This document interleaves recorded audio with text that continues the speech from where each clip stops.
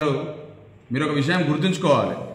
మా సిద్దిపేట కౌన్సిలర్ మా ధర్మవరం బ్రహ్మమన్న మచ్చలేని నాయకుడు కమాన్ కిందకి వచ్చి పలానా ధర్మవరం బ్రహ్మం ఎవరు అంటే స్వచ్ఛందంగా ప్రజలే చెప్తారు. మాకు నిస్వార్థంగా సేవ చేస్తాడు. ఏ రాత్రి ఆపదొచ్చినా మాకు ఏ సమస్య వచ్చినా ముందుండి మా కుటుంబ సభ్యులలో ఒక వ్యక్తిలాగా ఉన్నటువంటి వ్యక్తి, మా కుటుంబంలో ఒక కుటుంబ సభ్యునిగా, ఒక కొడుకుగా, ఒక తమ్మునిగా ఉన్న వ్యక్తి మా ధర్మవరం బ్రహ్మమన్న. మా ధర్మవరం బ్రహ్మమన్న ఏమన్నా నిన్న నీ పుంగి వలగొడతా అన్నాడు.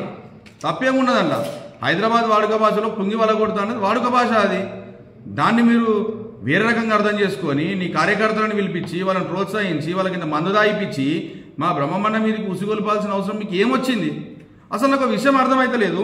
మా హరీష్ అన్ననే గనక, మా గౌరవ మాజీ మంత్రివర్యులు మా హరీష్ అన్న గనక నీ విషయంలో ఒక్క సైగ చేస్తే మా సిద్దిపేట పొలం మీద దాటిని లోపలికి వస్తావా? నీకు నువ్వు అర్థం చేసుకోవాలి. నిన్న నువ్వు మళ్ళీ సిద్దిపేటకు వచ్చి మాట్లాడుతూ నేను లిఫ్ట్లోకి వెళ్ళి కింద పడ్డా అన్నావు. నువ్వు కింద పడితే మీదేంది, మీద పడితే మాకేంది, క్రికెట్ ఆడుతూ 2 4 పడితే మాకేంది, అడ్డం పడితే మాకేంది, మాకు ఏం అవసరం? నువ్వు 10 సార్లు సిద్దిపేటకు వచ్చినావు. సిద్దిపేటలో జరిగిన అభివృద్ధిని చూడు కదా. అప్పుడున్న సిద్దిపేట ఎట్లున్నది, ఇప్పుడున్న సిద్దిపేట ఎట్లున్నది? నువ్వు ఎంతసేపు నీ వ్యక్తిగత స్వార్థ రాజకీయ ప్రయోజనాలే. నేను మళ్ళీ కూడా రిపీట్ చేస్తున్నాను, మీ వ్యక్తిగత రాజకీయ స్వార్థ ప్రయోజనాల కోసమే, మీ అధిష్టానం దగ్గర మెప్పు తెచ్చుకోని కోసం హరీష్ అని అంటే మాకు మైలేజ్ వస్తుంది, మీడియాని అట్రాక్ట్ చేయడం కోసం, మీ 6 గ్యారంటీలను డైవర్ట్ చేయడం కోసం ప్రజలు మిమ్మల్ని ప్రశ్నిస్తున్నారు. దాన్ని డైవర్ట్ చేయడానికి మాత్రమే మీరు సిద్దిపేటకు వచ్చి మీరు ఆకర్షితులై ఏదో హైప్ క్రియేట్ చేసుకునే ప్రయత్నం చేస్తున్నారు తప్ప ఆకాశం మీద ఉమ్మేస్తే అది మీ మీనే పడుతుందని మీరు గ్రహించాలి. నెంబర్ 1. నెంబర్ 2, నిన్న మీ కార్యకర్తలు మా బ్రహ్మమన్నకు ఫోన్ చేశారు. ఒక్కోడు ఫోన్ చేసి ఒక్కోడు మాట్లాడిందానికి ఇంకోటి ఫోన్ చేసి ఇంకోటి మాట్లాడిందని మనకు అర్థమైతలేదు. మా దగ్గర స్క్రీన్ షాట్లు ఉన్నాయి. మీ మెదక్ గ్రూప్లో, మీ మైనంపల్లి హనుమంతన్న సేన గ్రూప్లోకి వెళ్ళి మీరు ఈ బ్రహ్మమన్న నెంబర్ పెట్టి ఈ నెంబర్ ఫోన్ చేయరి, ఆడుకోర్రి, బెదిరిరి, తిట్టుర్రి, సంపదమని బెదిరి అని చెప్పేసి అని మా సామాజిక వర్గానికి చెందినటువంటి కొందరు వ్యక్తులతో మీరు ప్రేరేపిస్తున్నారు. మీ స్వార్థం కోసం మా సామాజిక వర్గానికి చెందినటువంటి కార్యకర్తలు ఎందుకు బలిపశువుని చేస్తున్నారు? అగర్సే నీకు నిజంగా జిద్దుంటే రామని చూసుకుందాము. లేదు మమ్మల్ని రమ్మంటావా చెప్పు, మా యువజన విభాగం వస్తుంది, మా విద్యార్థి విభాగం వస్తుంది, మా హరిశన సైనికులుగా మేము ఉంటాం కదా, ఆడ కొట్లాడదాం పాడ సుచిత్ర కడ చూసుకుందాం. మరి నీదేందో మాదేందో. గతంలో నేను అంటనే కదా హైదరాబాద్ గారిలో కొట్టింది. నువ్వు మా జిహెచ్ఎంసీగా మా పార్టీలో పనిచేసినప్పుడు జిహెచ్ఎంసీ ప్రెసిడెంట్గా పనిచేసినావు. ఆనాడు మా కార్యకర్తలు నీకు సహకరించలేదా? నువ్వు ఎమ్మెల్సీగా గెలిచినావు. ఎమ్మెల్సీగా మా పార్టీ అవకాశం ఇచ్చింది. నీకు మైనంపల్లి మల్కాజిగిరి కాన్స్టిట్యూన్సీ అంటే మైనంపల్లి అన్నని గెలిపేయడానికి మాలాంటి కార్యకర్తలు మానాడు మేము పనిచేసినాము. ఇలాంటి విషయ సంస్కృతి మేము క్రియేట్ చేసినామా? ఇట్లా మేము బెదిరించినామా? ఈ రకమైనటువంటి తాగుబోతులను ముంగటేసి ఏదో భయపెట్టి ఇంట్లోని కోసం, అరే నోటికి అనరాని మాటలు అవి. ఆ బూతులు ఏదో చెప్పుకునే బూతులు అంటేనేమో మాట్లాడచ్చు, కానీ ఇంట్లోని తిట్టుడు, కుటుంబ సభ్యులని తిట్టుడు, మీకు అంత రాక్షసానందం ఏమొస్తుంది? నువ్వు సిద్దిపేటకు వచ్చినావు కదా, సిద్దిపేటకు వచ్చినప్పుడు మా బ్రహ్మమన్న వార్డులో మహిళలు మస్తు మంది ఉన్నారు. వాళ్ళకు తులం బంగారం పెళ్ళైనలోకి తీసుకురా. ఆ కుటుంబ సభ్యులకు 2500 రూపాయలు మహాలక్ష్మి పథకం ఇస్తాను కదా, తీసుకొని రా. మా బ్రహ్మమన్న వార్డులో టాప్ స్టూడెంట్స్ ఉన్నారు, విద్యార్థులు, వాళ్ళకి స్కూటీలు తీసుకురా. దానిపైన మీరు ప్రశ్నించండి. ఆరోగ్యవంతమైన చర్చ చేస్తారంటే మేము సిద్ధంగా ఉన్నాం. సిద్దిపేట నమూనా తీసుకొని మీ మెదక్, మీ కొడుకు ప్రాతినిధ్యం వహిస్తున్న మెదక్ అసెంబ్లీ నియోజకవర్గాన్ని అభివృద్ధి చేసుకుందామంటే మేము వచ్చి సిద్దిపేట మొత్తం చూపిస్తాము. సిద్దిపేటలో మేము ఏమేమి చేసినాము, నాడు సిద్దిపేట ఎట్లుండే, ఇప్పుడు సిద్దిపేట ఎట్లుందని మేము చూపిస్తాము. అంతేగాని మీరు జస్ట్ మీ హైక్ క్రియేట్ చేసుకోవడం కోసం ఇక్కడున్న కొంతమంది కొత్త కాంగ్రెస్ నాయకులు మిమ్మల్ని తప్పుదో పట్టించే ప్రయత్నంలో భాగంగానే మీరు ఇవన్నీ డ్రామాలు ఆడుతున్నారని మాకు అనిపిస్తూ ఉన్నది. తర్వాత ఇంకొక విషయం, మా కార్యకర్తలు మేము సంయమనంతో చాలా ఉన్నాం. మా గౌరవ కౌన్సిలర్ అన్న మా బ్రహ్మమన్న నేను అడిగినాం, అన్న మరి అన్నారన్న మన పోదాంపా అంటే తమ్మి వద్దు, మనం ఓపికతో ఉండాలి. హరీష్ అన్న మనకి క్రమశిక్షణ నేర్పిండు, హరీష్ అన్న మనకి విజ్ఞత నేర్పిండు, హరీష్ అన్న మనకి ఓపిక నేర్పిండు. మనము కాలమే సమాధానం చెప్తుంది. వాళ్ళు ఇంకా మన జోలికి వస్తే అప్పుడు చూద్దామని చెప్పేసి ఒక పెద్ద మనిషి పాజిటివ్గా మాకు మాటలు చెప్పిండు. ఒకవేళ ఆయననే ఉంటే గాయమై చాలా చూసుకుందాం ఆయన ఉసుగలిపినట్టుంటే నిన్న వేరే వేరే పరిణామాలు అవుతుండే. ప్రతిచర్య ఖచ్చితంగా ఉంటుంది కదా. నువ్వు అభివృద్ధిలో పోటీ పడు మాతోని అట్లా అని చెప్పేసి మమ్మల్ని ఏదో ఆగమామై నువ్వేదో ఆగమాం చేసుకుంటా అంటే మాత్రం మేము గాజులు వేసుకొని చూస్తూ ఊరుకోవడానికి సిద్ధంగా లేము. ఖచ్చితంగా రేపు జరగబోయే పరిణామాలకు మీరే బాధ్యత వహించాలి.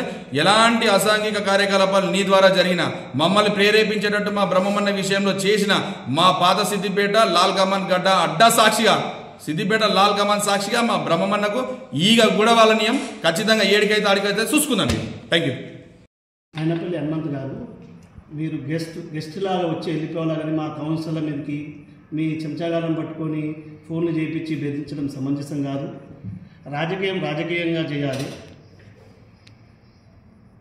మైనంపల్లి సిద్దిపేట రాజకీయం అంటే నీట్గా ప్రశాంతంగా ఉండే రాజకీయాలు, అందరితో కలిసి ఉండే రాజకీయాలు ఉంటాయి. ఇక్కడ చిల్లరమల్ల రాజకీయాలు చేసుకుంటూ నిన్న మొన్న వచ్చిన నాయకులు టూరిస్టులకు వెళ్ళిపోవాలి, కానీ వచ్చే అభివృద్ధి చూసి ఇంకేమంటే డెవలప్మెంట్ చేయండి. చిల్లరమల్లగా మెదక్ నుంచి కానీ హైదరాబాద్ నుంచి నీ అంచుల నుంచి ఫోన్ చేసి బెదిరించడం సమంజసం కాదు.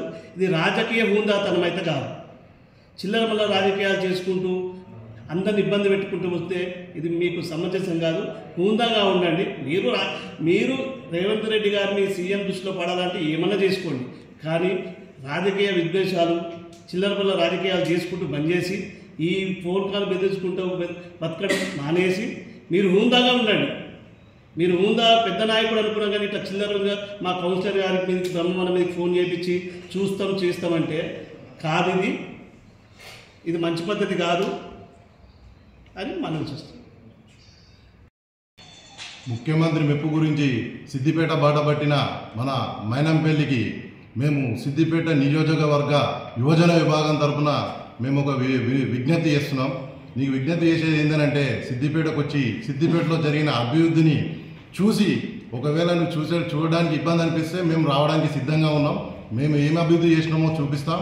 ఎక్కడ నువ్వు ఈ అభివృద్ధిని నీ మైనంపల్లి రోహిత్ మెదక్ పార్లమెంటు మెదక్ నియోజకవర్గానికి చెందిన రోహిత్ అక్కడ నీ కొడుకే కాబట్టి సిద్దిపేటలో ఏం అభివృద్ధి జరిగిందో నువ్వు అక్కడ చూపించుకో, చేయి. తెలియకపోతే తెలుసుకో. కానీ గౌరవ సభ్యులైనటువంటి మా మున్సిపల్ కౌన్సిలర్లని టార్గెట్ చేస్తూ అదేవిధంగా మా పార్టీ నాయకుల మీద ఇష్టం వచ్చినట్టు బెదిరింపు కాళ్ళకు భయపడే రకం కాదు. మేము బెదిరిస్తే దానికి చర్యకు ప్రతిచర్య ఖచ్చితంగా చేసి చూపిస్తాం. నీకు తెలియదు కావచ్చు, నువ్వు సమాఖ్యాంద నినాదాన్ని పట్టుకొని సిద్దిపేటకు వస్తే నువ్వు ఎంత దూరం మారిపోయానో మర్చిపోయానో. ఒక్కసారి వెనుకకు చూస్తే నీకు అనిపిస్తుంది. మేము నిన్ను హెచ్చరిస్తామని కాదు, నీకు గతాన్ని గుర్తు చేద్దామని చెప్పేసి ఈ ప్రెస్ మీట్ పెట్టడం జరిగింది.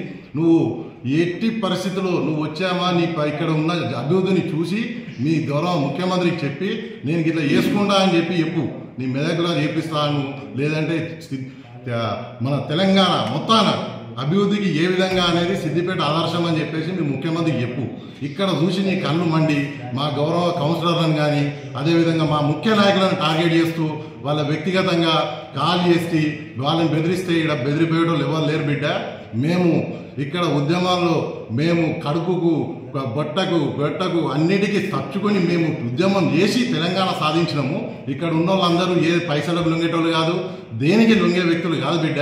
నువ్వు నిన్న చేసిన నీకు దీనికి చర్యకు ప్రతిచర్య ఖచ్చితంగా ఉంటుంది. నువ్వు దేన్ని ఇచ్చిపెట్టే ప్రసక్తి లేదు. నువ్వు ఎవరితో ఫోన్ చేపిస్తున్నావో వాళ్ళకి ఈ వీడియో ద్వారా కానీ మేము ప్రెస్ మిత్రుల ద్వారా మిమ్మల్ని హెచ్చరిస్తున్నాం. ఏదో ఎక్కడో ఉండి మీరు ఏదో చేస్తానంటే కలవదు బిడ్డ. మీరు రండి సిద్దిపేటకి. ఈ హైదరాబాదు హంగులు రంగులు మీరు చూసుంటారు, సిద్దిపేట రుచి మీరు చూడరు. సిద్దిపేటకు వస్తే దీని కథ ఏంది, దీని లెక్క ఏందని చూస్తారు. ఇక్కడ ఉన్న పాత కాంగ్రెస్ నాయకులకు తెలుసు సిద్దిపేట ఎట్లుంటుంది. మేమందరం ప్రశాంత వాతావరణంలో ఉన్నటువంటి ఈ సిద్దిపేటని నువ్వు రెచ్చగొట్టి నీ ఇష్టారాజ్యంగా చేద్దామంటే నడవదు బిడ్డ. నీకు ఇక్కడ ఉన్న పాత నాయకులను అడగండి, వాళ్ళు చెప్తారు.